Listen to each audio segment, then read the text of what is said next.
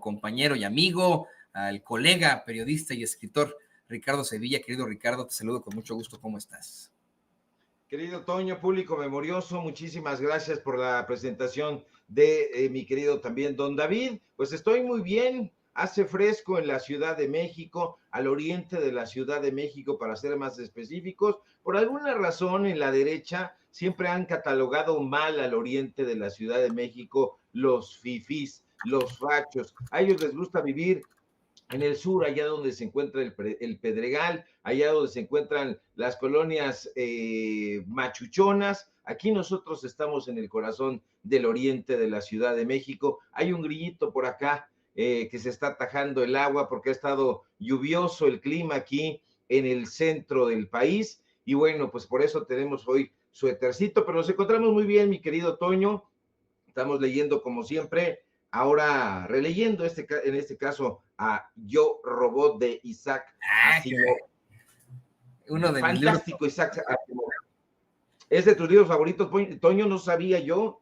Te lo conté cuando estuvimos ahí en Los Datos Duros, que yo soy fanático de Isaac Asimov y que tuve de hecho una conversación con ChatGPT cuando estaba todavía en desarrollo la aplicación ya para teléfonos inteligentes, en la que filosofé con un robot sobre precisamente la ética robótica que plantea Isaac Asimov y de la que supuestamente se han inspirado muchos pues ingenieros en robótica para esa ética ante la inteligencia artificial, ¿no?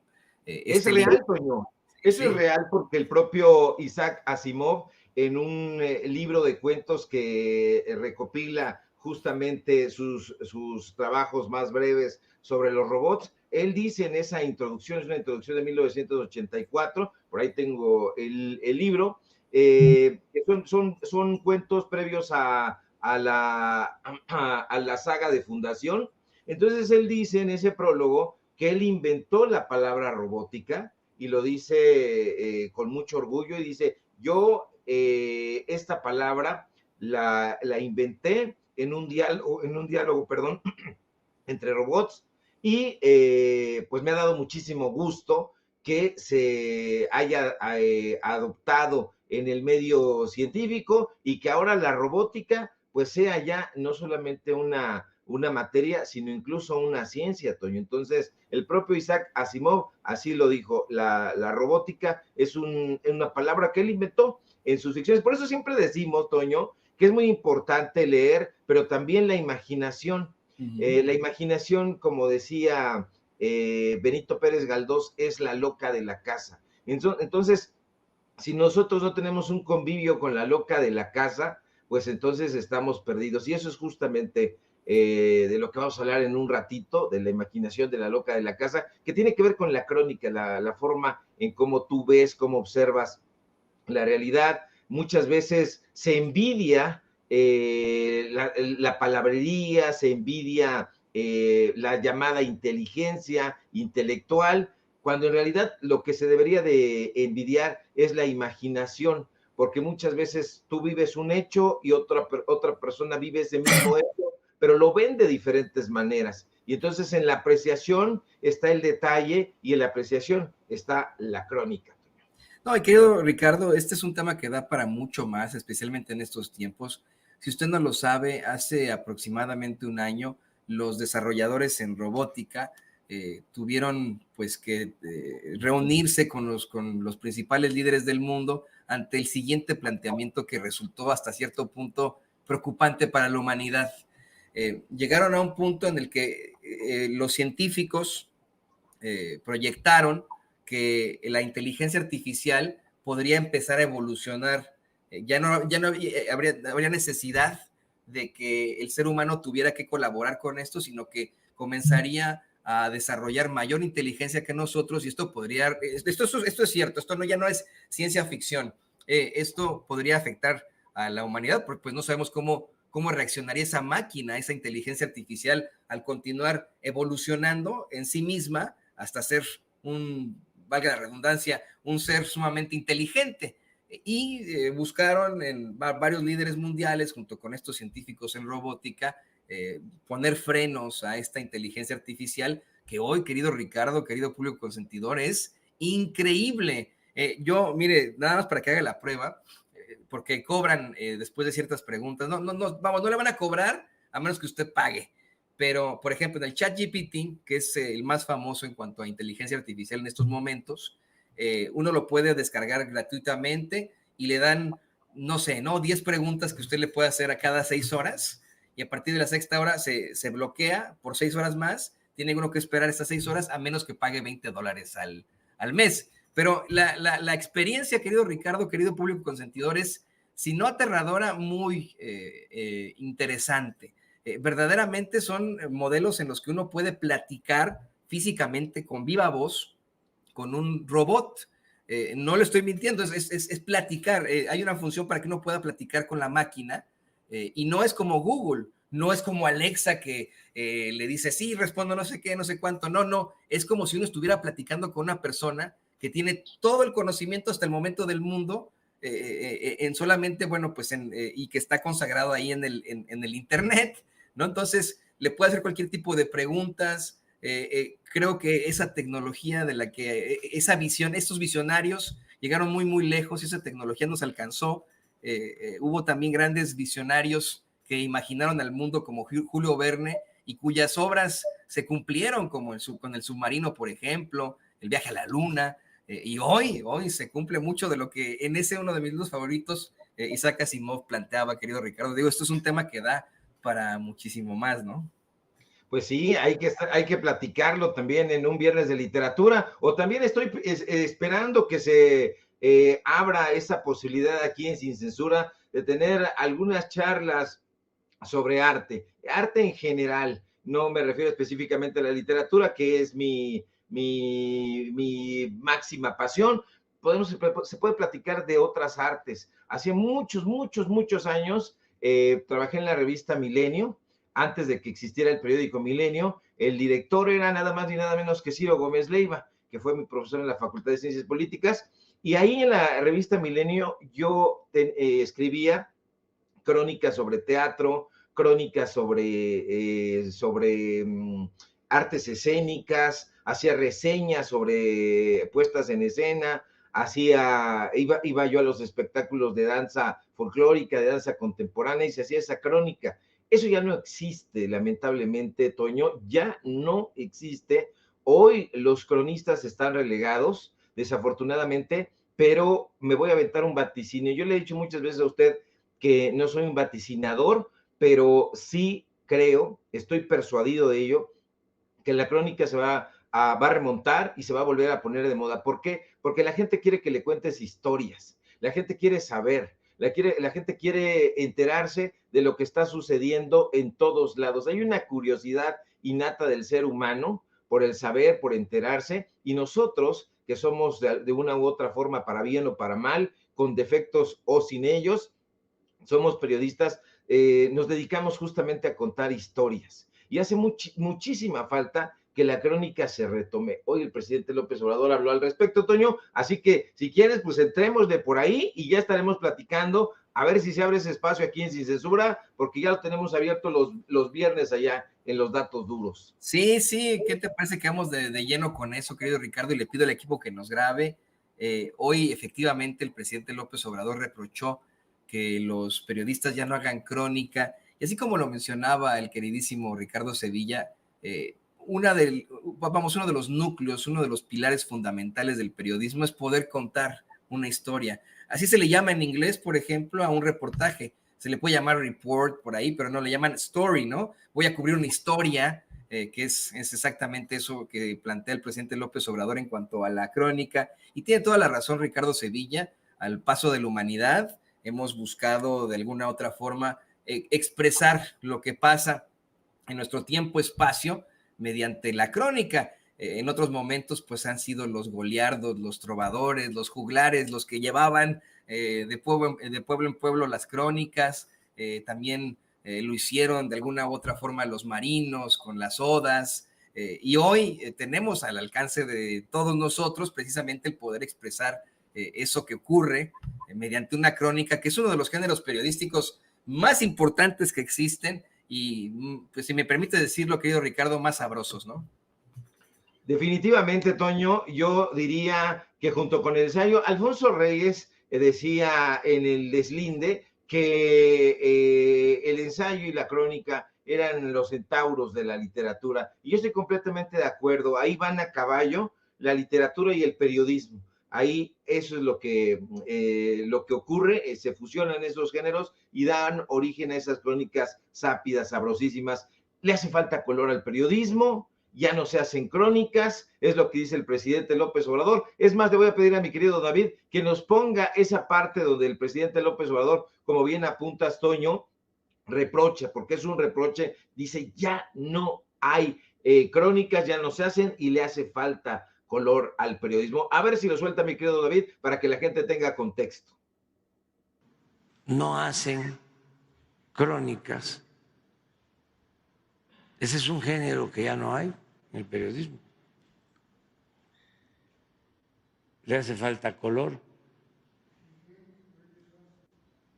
Miguel Reyes Razo, y habían otros, por ejemplo, el finado Avilés, Jaime, y había uno del Universal,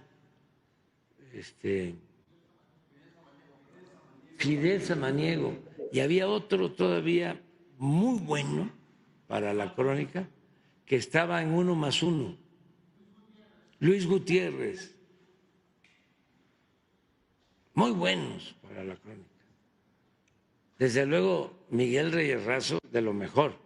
Ya les platiqué que de ahí tomó nota Héctor Aguilar Camín para hacer un buen libro, una buena novela que se llama Morir en el Golfo, porque el periodismo antes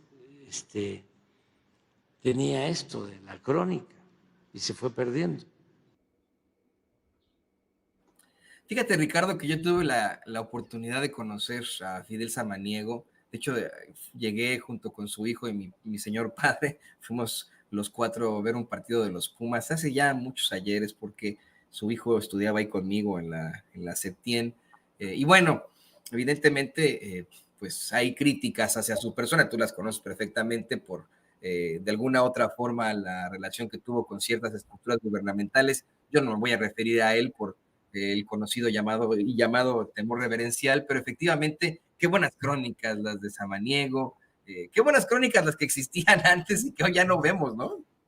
Ya no las vemos para nada, mi querido Toño, tiene razón el presidente López Obrador. Mira, lamentablemente, y hay que decirlo, aunque nos granjemos enemigos, yo ya tengo enemigos, así me consideran ellos, yo no los considero así porque ahora sí que, como decimos en mi barrio, ni los topo, pero vamos a decir las cosas claramente porque hace falta. Lamentablemente, los personajes que hoy se presentan como periodistas no lo son, nunca lo han sido, y no porque lo diga yo, porque ellos mismos así lo demuestran. No solo no tienen una formación sólida como periodistas, sino que desgraciadamente no tienen ningún tipo de formación, ninguna.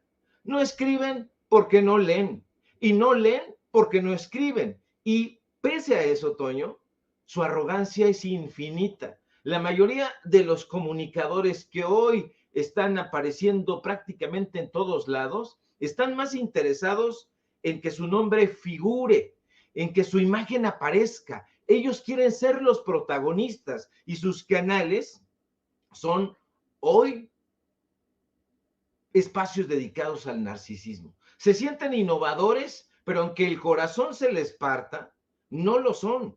Y no lo son porque, mire, le recordaría a esos personajes narcisistas las palabras de Carlos Fuentes, pero lamentablemente no leen y no conocen a Carlos Fuentes. Bueno, pues Carlos Fuentes, el autor de La muerte de Artemio Cruz, el autor de La Terra Nostra, decía que no hay innovación sin tradición. Se lo repito, no hay innovación sin tradición. Y los comunicadores de hoy no conocen la tradición, ergo no provienen de ninguna tradición, la desconocen por completo. Y no quiero dar el nombre de la catarata de ignorantes que se ha cernido sobre el periodismo hoy, pero es infinita, infinita. Si tú les mencionas el nombre de Guillermo Prieto, de Manuel Gutiérrez Nájera, no lo conocen, no los reconocen. Les tendrías que decir, explicar que fueron figuras claves en el desarrollo del periodismo mexicano, de la crónica mexicana. Guillermo Prieto, hemos platicado someramente sobre él, con su estilo vibrante y patriótico. Yo diría que similar al de Gutiérrez Nájera, otro cronista, con esa prosa poética y esa sensibilidad modernista, sentaron las bases para que generaciones posteriores de cronistas exploraran nuevos enfoques y temas desde el periodismo. Prieto, Guillermo Prieto, en obras como Apuntes para la guerra entre México y Estados Unidos, es tremendo, porque ahí captura la emoción y el fervor nacionalista de la época. Se describe con detalles vívidos las preparaciones militares y la defensa de la capital mexicana. Eso ya no se lee. Y es una prosa muy apasionada, la de Gutiérrez Nájera, que hace crónicas maravillosas. Yo recuerdo perfectamente las que se recopilan en Viajes Extraordinarios, donde abandona el somero tono informativo y adopta una mirada más subjetiva. Hablábamos el día de ayer del famoso periodismo gonzo de Hunter Thompson. Ya no, nadie se acuerda de eso, pero bueno, pues es que aquí lo hay. Aquí también ha habido grandes cronistas con estilos refinados, destacando detalles visuales, emocionales. Entonces, eso es lo que reprocha el presidente López Obrador, que ya no haya crónicas como las que hacía Salvador Novo, como las que hacía Carlos Monsiváis, pero no solamente ellos, es la lista de nombres es larga. Martín Luis Guzmán en La sombra del caudillo, Vicente Rivapalacio en Los cuentos de un loco. Ahí exploraron la crónica como vehículo para la crítica social y política. Ahí, si usted le echa un ojito, yo creo que lo va a hacer, se exponen las complejidades y las contradicciones de la realidad mexicana. Figuras como Manuel Paino, como Ignacio Manuel Altamirano, como José Tomás de Cuéllar, por ejemplo, también utilizaron la crónica para documentar las transformaciones urbanas y los cambios en las costumbres y tradiciones, y ahí están para abonarlo con datos muy precisos, las obras de Manuel Paino, Los bandidos de Río Frío, Clemencia de Ignacio Manuel Altamirano. Entonces, podemos seguir agregando nombres: Luis González Obregón, Ángel del Campo Micrós, Ricardo Garibay, en Fiera Infancia y otros cuentos. Ahí se ampliaron los alcances de la crónica, se abordan las historias de la Ciudad de México en el caso de Ricardo Garibay, pero si hoy más recientemente te vas asomando, vas a encontrar todavía grandes crónicas en Jorge Ibargüengoitia, pero además en Emiliano Pérez Cruz. Tú le dices a los periodistas de hoy, oye, ¿te acuerdas de Emiliano Pérez Cruz, el gran cronista de la Ciudad de México? No, no me acuerdo, es que no lo han leído, y Emiliano Pérez Cruz está ahí, todavía da clases en la SOGEM, es el gran cronista de la Ciudad de México, diría yo, en la actualidad. ¿Y quién lo conoce? Es este color que está pues lamentando nostálgicamente el presidente López Obrador, es algo que hace falta, pero hoy el narcisismo de las redes sociales, porque también tiene sus virtudes, pero tiene sus muchísimos defectos. El narcisismo de las redes sociales dice, bueno, voy a sacar mi teléfono y voy a hablar de cualquier cosa, me voy a colgar de alguna investigación que se haya hecho sin censura, me voy a colgar de alguna investigación que se haya hecho en contralínea, y de ahí párale de contar. ¿Por qué? Porque estoy más preocupado por cómo me veo, por cómo luzco frente a la gente. No les importa el contenido, no les importa la forma. Todavía en el deporte se puede hacer muchísimas críticas a David Faitelson, pero David Faitelson le imprimió a la crónica deportiva, a la crónica de fútbol, una sensación muy, pero muy interesante. Hoy esa crónica ya no se da prácticamente en ningún espacio. Si tú vas a los medios de comunicación habituales, que son los medios de comunicación que todavía tienen ahí 2 o 3 suplementos culturales, te vas a dar cuenta de que ya no hay crónica, ya no se habla sobre la gente, sobre el espectador, sobre el punto de vista de quien hace la crónica. ya no es necesario tener una formación periodística y eso es de lamentar.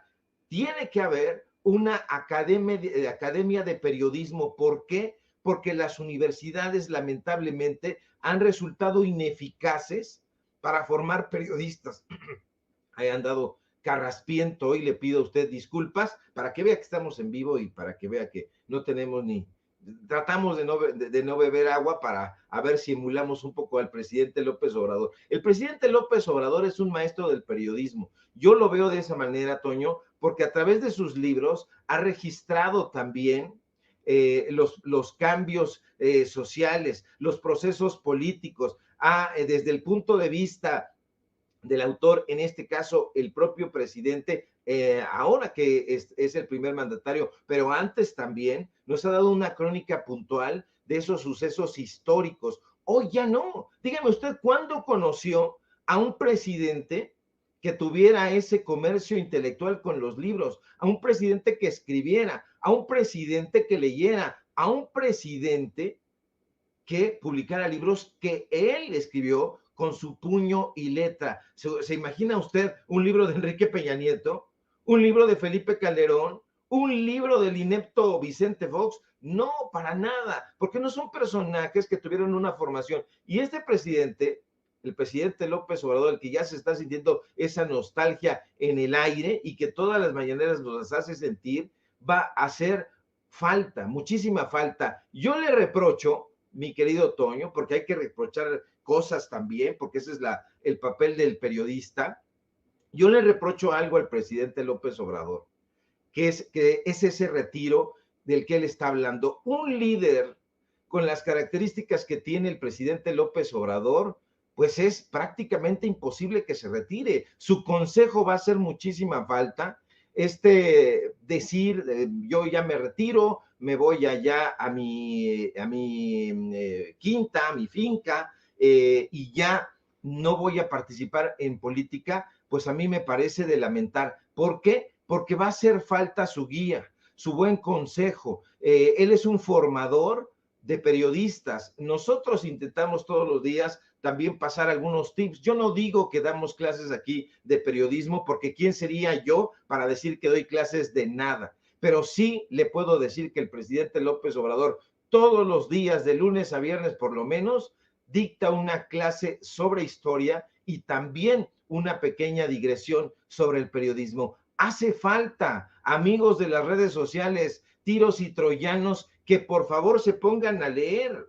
Brillar en el periodismo de investigación, pues no se necesita mucho, Toño. Lo único que se necesita son dos cosas: paciencia para leer y lectura de comprensión, porque ahí en los contratos está toda la información. Pero si lo que queremos es colocar nuestro teléfono que tenga una buena luz para decir cualquier santa de estupideces y que yo sonría y que tenga una sonrisa colgate, pues eso no es periodismo. Eso puede ser cualquier otra cosa y puede tener su función social, por supuesto que sí, pero el periodismo, como hemos dicho una y otra vez, acaso de manera recalcitrante, se encuentra en otra parte, no se está haciendo, y yo comparto plenamente esta nostalgia del presidente López Obrador. Se tiene que hacer un espacio para la crónica. ¿Por qué? Porque el pueblo de México es el mejor termómetro, y en la crónica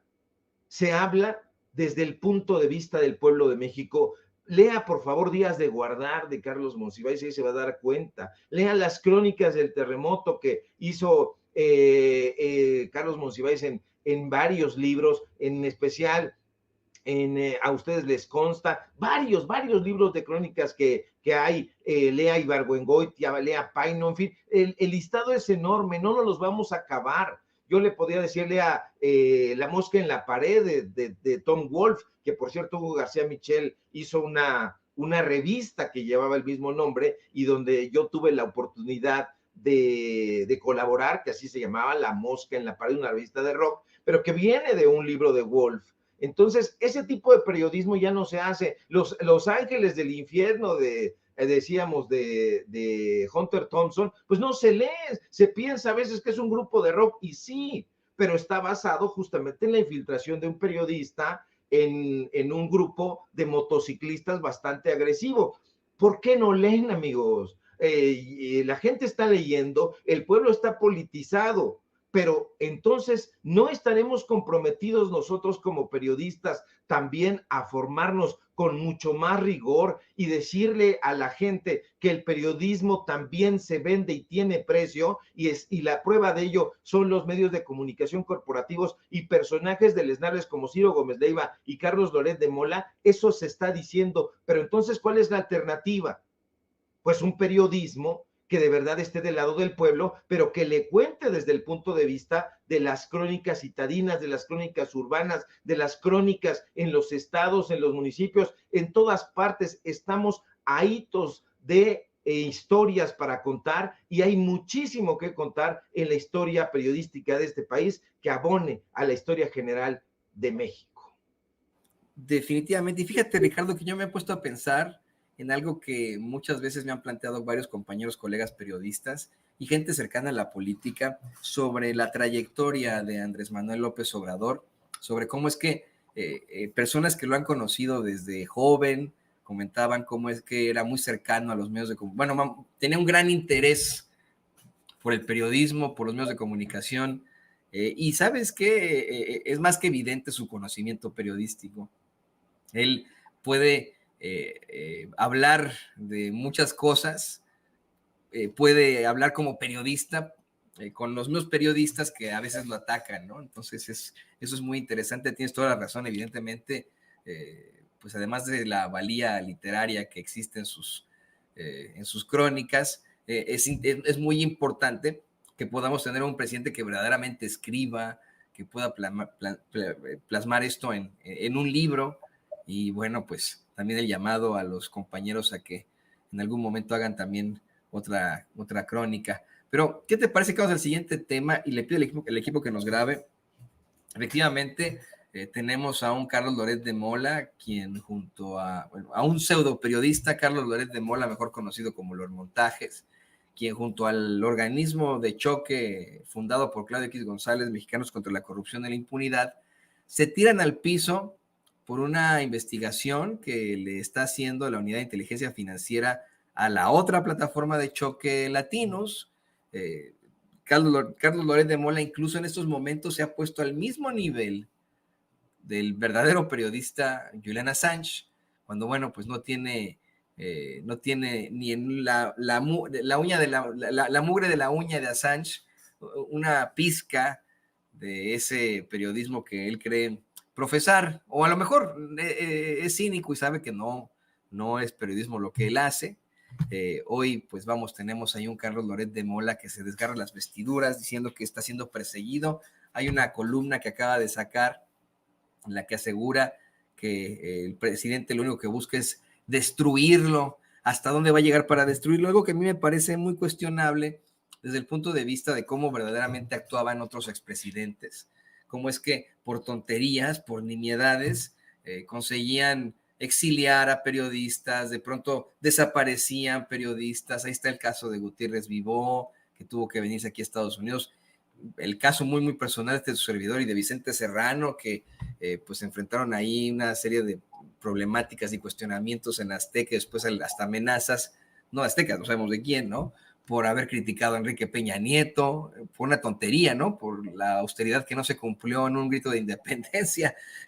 Y tomando en consideración todos estos montajes que ha hecho Carlos Loret de Mola, tomando en consideración todas estas, pues, estos ataques que ha tenido el presidente López Obrador, era como para que de verdad ese hombre con tanto poder como es el presidente de la República lo destruyera, pero ahí está campante, participando en sus programas de radio, ahora dice estar de vacaciones, pero bueno, pues es la cara de esa plataforma de choque Latinos, y también insistir hasta el cansancio que si alguno de sus montajes hubiera tenido verdaderamente algo de veracidad, yo estoy seguro que los panistas que tienen muy buenos abogados, al menos hubieran conseguido algún tipo de acusación formal en contra de uno de los hijos del presidente López Obrador, como ocurre acá en Estados Unidos a meses de las elecciones, que ya consiguieron acusar formalmente y declarar culpable a Hunter Biden, hijo del presidente Joe Biden.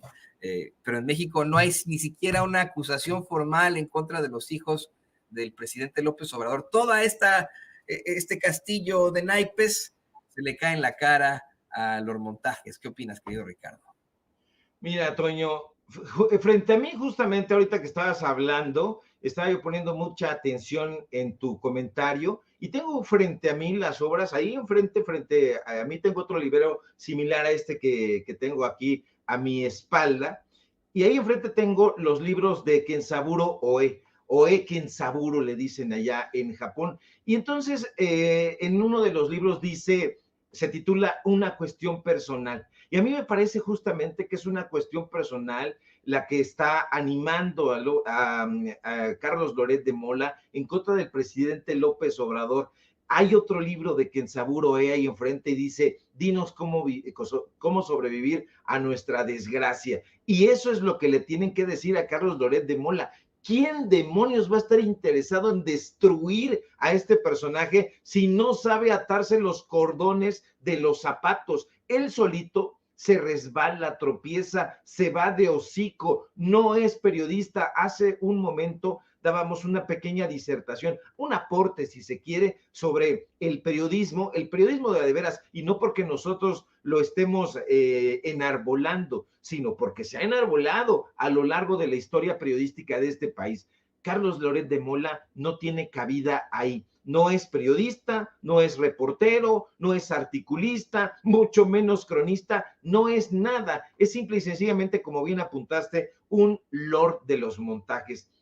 Y todo esto le ha servido a Carlos Loret de Mola para tratar de ponerse otra vez de moda. En algún momento tuvo sus 5 minutos de fama gracias a esos montajes y ahora pues está en el descrédito total, aprovecha este texto pinchurriento aparecido en el periódico Reforma de Penilei Ramírez, un texto, lo decíamos ayer también, que carece de todo rigor periodístico, ahí donde menudean los pareceres, las opiniones, donde no hay tratamiento ni en el fondo ni en la forma. Pues Carlos Loret de Mola ha estado como un cuchillito de palo, diría mi abuelita. No corta, pero bien que chinga. Perdón, usted, mi lenguaje, ya me dijeron, no pidas perdón, Ricardo, por expresarte de esa manera. Pues yo lo voy a seguir haciendo porque no es nuestro recurso la majadería, la palabrota, pero si se presenta, con muchísimo gusto le vamos a decir. Estos personajes, Toño, están en el descrédito. Hicieron del periodismo un negocio y de pronto todo el mundo decía que el periodismo, gracias al mal ejemplo de estos oquetes, era un oficio para gente sin escrúpulos. No fue así, nunca lo ha sido así. Lo que ocurrió fue que los empresarios encontraron ahí a personajes como López Dóriga, como Jacobo Saludowski, como este epígono Carlos Loret de Mola, que tenían precio, vendían sus notas al mejor postor, se prestaban para hacer esos montajes e hicieron de la falsedad su sello distintivo.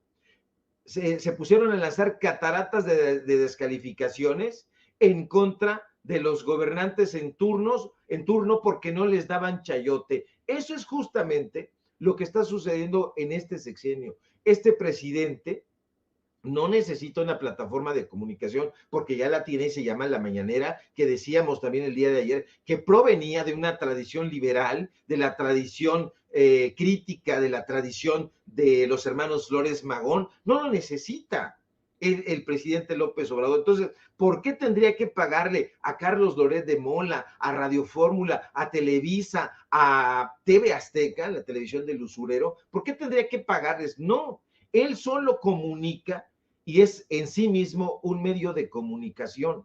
Entonces estos personajes, por más que han tratado de disfrazar sus diatribas larguísimas de periodismo, la gente sabe perfectamente que no es periodismo. No se sabe en este momento, a ciencia cierta y con datos duros, si en efecto la unidad de inteligencia financiera encabezada por Pablo Gómez esté llevando a cabo una investigación sobre Latinos, 2 empresas de Latinos según el parecer de Penilei, pero no se sabe. Ahora, lo que nosotros nos hemos planteado es ¿por qué no se tendría que investigar? ¿Por qué? Si las fuentes de Roberto Madrazo han sido, por decirlo menos, opacas, y como cualquier otra empresa, como cualquier otra compañía, los propietarios deben transparentar sus ingresos. Ellos dicen, bueno, es que nosotros estamos siendo perseguidos. ¿Por qué? ¿Por una auditoría? Una auditoría, se hacen auditorías todo el tiempo, en todo momento, en las instituciones, en las empresas. No deberían sentirse agraviados, no tienen por qué sentirse intimidados ni perseguidos, porque justamente ese es el papel de las autoridades.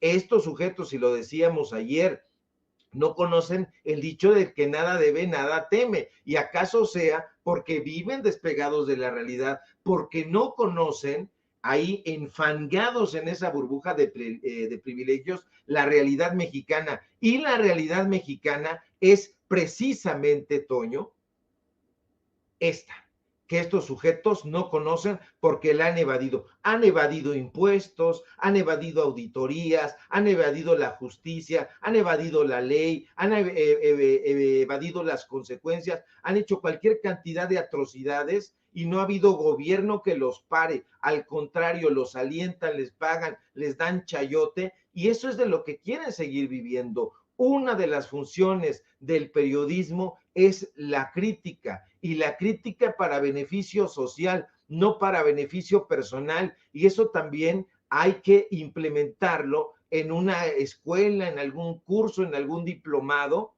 para que la gente lo sepa, porque estos personajes siguen jode y jode diciendo que el presidente López Obrador los está persiguiendo, cuando la verdad sea dicha, ni quien los tope. Por lo menos así dicen en mi barrio, Toño. No, nadie los toca. A mí me parece hasta ridículo el pensar cómo es que incluso acá en Estados Unidos, esos pseudoperiodistas que han sido cachados con noticias a medias, con plagios, con montajes, ahí sí se les acaba la carrera, ¿eh? La gente deja de creer en ellos, pierden toda su credibilidad. Y en México, no sé verdaderamente en qué cabeza cabe de las personas que siguen a Carlos Loret de Mola el perdonarle tantos montajes que él mismo ha aceptado, ¿no? O sea, ha habido veces en las que hasta ha ofrecido disculpas por sus montajes, como lo hizo en el montaje de la niña Frida Sofía, que nunca existió, y con el que Televisa lucró de la manera más asquerosa durante el terremoto del 2017. Es el caso de él, que está siempre en los pilares, en los nichos más altos de la comunicación, como está también, bien lo mencionaba Ciro Gómez Leiva, personajes de lo más abyectos como Joaquín López Dóriga, etcétera, etcétera, etcétera. Yo creo que más bien, pues, terminarán los dueños de los medios de comunicación corporativos dándose, pues, de topes en la pared, al ver cómo es que pierden cada vez más gente, más audiencia, al tener al frente de sus espacios estos personajes que, pues, evidentemente son una bola de cuestionables. También me llama mucho la atención eso que menciona sobre pues la calidad personal que hay, la molestia personal que hay por parte de la familia Loret de Mola en contra del presidente López Obrador, desde el papá, el hijo, pues estas problemáticas que existen contra él es algo que debería pasar más allá de lo personal a lo estrictamente profesional. Pero bueno, de este señor, de Carlos Loret de Mola, solamente podemos esperar lo peor, Ricardo.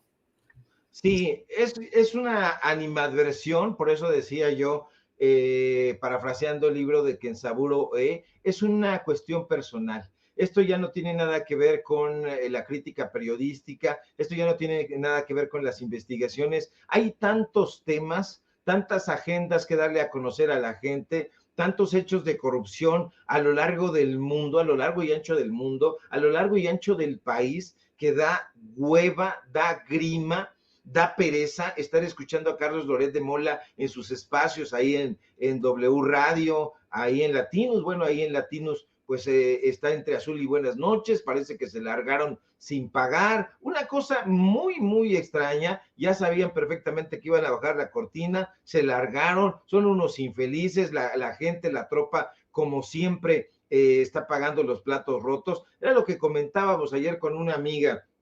O sea, bueno, qué bueno que tronó Latinos y qué bueno, pues un medio de comunicación deleznable. Sí, pero ahí también había la tropa que es la que realmente hace el periodismo. Usted no crea que en Excelsior, Pascal y Ciro, bueno, Excelsior e Imagen, que son del mismo dueño, de Olegario Vázquez Aldir, ellos conforman ese medio de comunicación. No hay una tropa, hay una redacción que es la que hace, la que construye, la que se desvela, a la que le dan de gritos y de sombrerazos, y así en el Universal, en Reforma, en todos los medios de comunicación de la derecha e incluso en los medios de comunicación de la izquierda, hay una tropa y esa tropa es la que se rifa el físico y se la llevaron allá en Latinos, la engatusaron, les prometieron el oro y el moro y no les dieron nada, los dejaron colgados y pues ahí está la tropa que son los trabajadores, hombres y mujeres que están padeciendo las deudas de Roberto Madrazo y sus secuaces,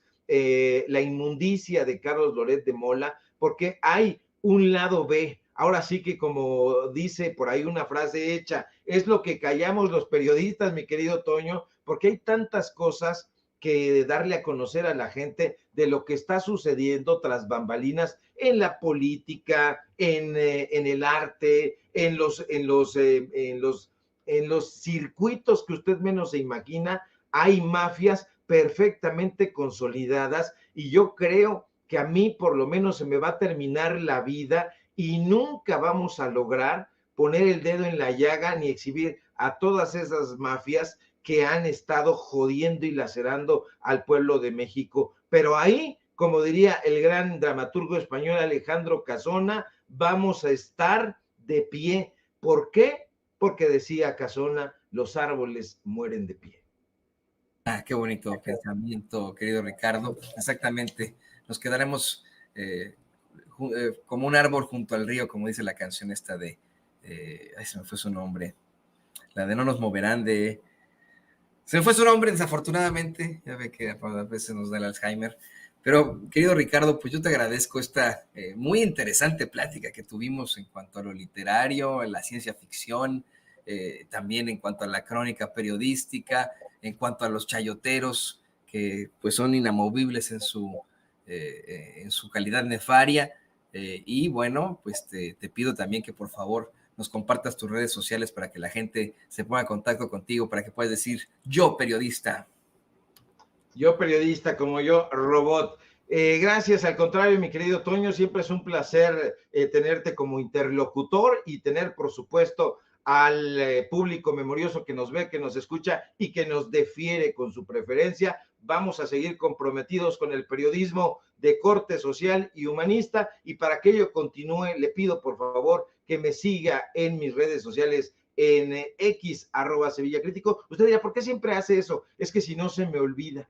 Si no se me olvida, entonces ya le había dicho yo que la memoria, yo tengo un caos en la cabeza, entonces le voy metiendo un montón de cosas y de pronto estoy extraviado ahí y para que no me extravíe voy haciendo aspavientos y voy tomando aquí lápices que tengo cada determinado tiempo. En fin, una manía que tiene uno. Síganme en mis redes sociales ahí en X, @Sevilla Crítico, en Facebook Ricardo Sevilla y nada más. Síganme por favor en paralelo24.mx, en los datos duros. Hoy tenemos informativo en punto de las 9 de la noche y por supuesto aquí en La Familia Sin Censura, donde hay maestros del periodismo, maestros en serio, como Jaime Hernández, como Paco Cruz y como tantos otros colegas, como tú, mi querido Toño, como el querido Vicente Serrano y todo el grupo que está haciendo posible este sueño periodístico que ya está muy firme.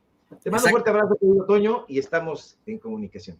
Ya está más que firme, más que viento en popa. Ahí vamos, querido Ricardo. Y yo también te mando un abrazo. Y tiene usted al escritor y periodista Ricardo Sevilla aquí en Sin Censura. Vamos a la mesa, si les